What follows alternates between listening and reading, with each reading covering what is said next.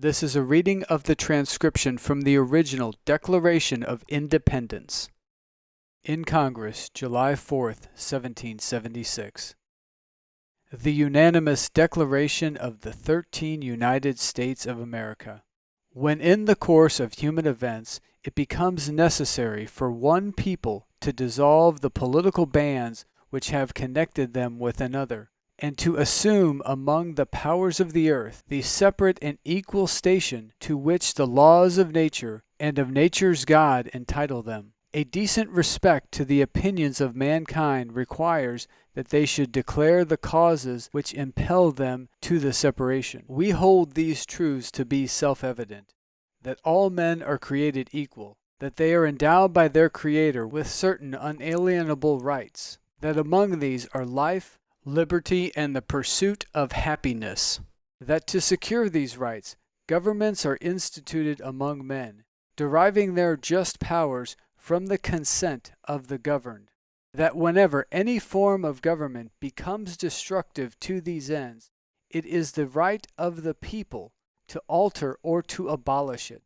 and to institute new government, laying its foundations on such principles and organizing its powers in such form as to them shall seem most likely to affect their safety and happiness. Prudence indeed will dictate that governments long established should not be changed for light and transient causes, and accordingly all experience has shown that mankind are more disposed to suffer, while evils are sufferable, than to right themselves by abolishing the forms to which they are accustomed. But when a long train of abuses and usurpations, pursuing invariably the same object, evinces a design to reduce them under absolute despotism, it is their right, it is their duty, to throw off such government, and to provide new guards for their future security. Such has been the patient sufferances of these colonies, and such is now the necessity which constrains them to alter their former systems of government. The history of the present King of Great Britain is a history of repeated injuries and usurpations, all having in direct object the establishment of an absolute tyranny over these states. To prove this, let facts be submitted to a candid world. He has refused his assent to laws, the most wholesome and necessary for the public good. He has forbidden his governors to pass laws of immediate and pressing importance, unless suspended in their operation till his assent should be attained, and when so suspended, he has utterly neglected to attend to them. He has refused to pass other laws for the accommodation of large districts of people, unless those people would relinquish the right of representation in the legislature, a right inestimable to them and formidable to tyrants only. He has called together legislative bodies at places unusual, uncomfortable, and distant from the depository of their public records, for the sole purpose of fatiguing them into compliance with his measures. He has dissolved representative houses repeatedly, for opposing with manly firmness his invasions on the rights of the people. He has refused for a long time, after such dissolutions, to cause others to be elected, whereby the legislative powers, incapable of annihilation, have returned to the people at large for their exercise, the state remaining in the meantime exposed to all the dangers of invasion from without and convulsions within.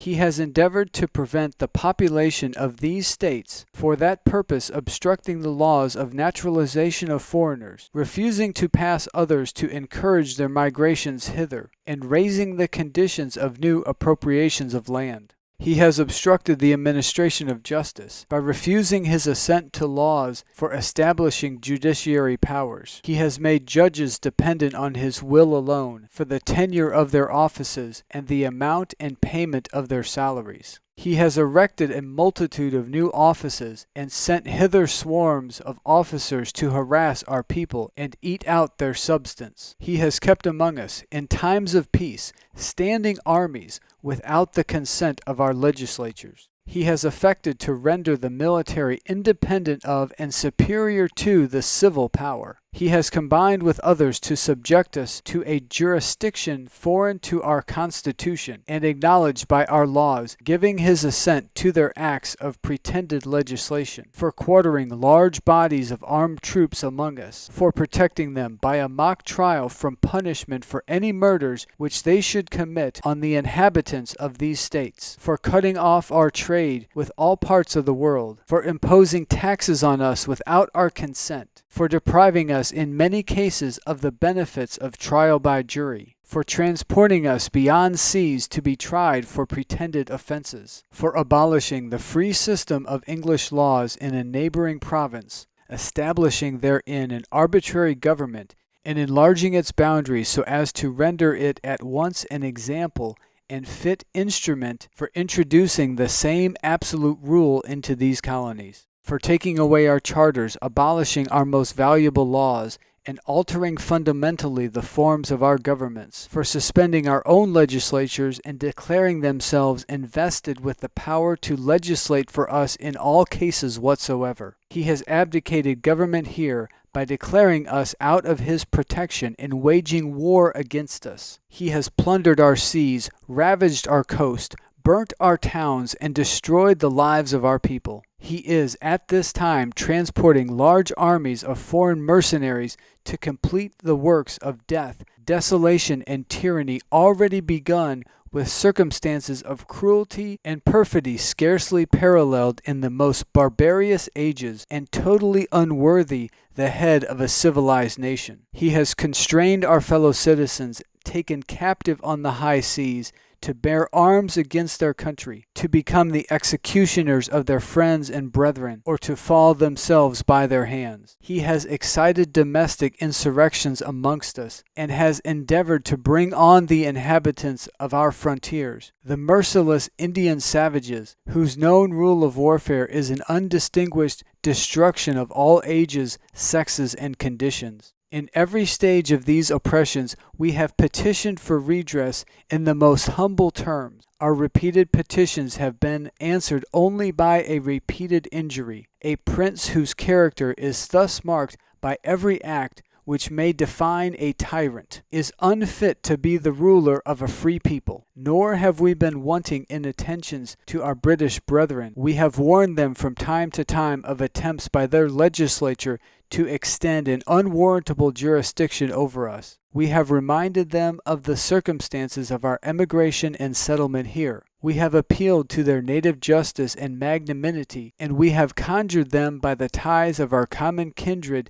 to disavow these usurpations, which would inevitably interrupt our connections and correspondence. They too have been deaf to the voice of justice and of consanguinity. We must, therefore, acquiesce in the necessity which denounces our separation, and hold them as we hold the rest of mankind, enemies in war, in peace, friends. We, therefore, the representatives of the United States of America, in General Congress assembled, appealing to the Supreme Judge of the world for the restitute of our intentions, do in the name and by the authority of the good people of these colonies solemnly publish and declare that these united colonies are, and of right ought to be, free and independent states, and they are absolved from all allegiance to the British Crown, and that all political connection between them and the state of Great Britain is and ought to be totally dissolved, and that as free and independent states they have full power to levy war, conclude peace, contract alliances, establish commerce, and to do all other acts and things which independent states may of right do. And for the support of this declaration, with a firm reliance on the protection of divine providence, we mutually pledge to each other our lives, our fortunes, and our sacred honor. And may God continue to bless you, your family, and these United States of America. Please like this video, leave a comment below, subscribe to our channel, and then share this video with everyone that you know. Thank you and God bless.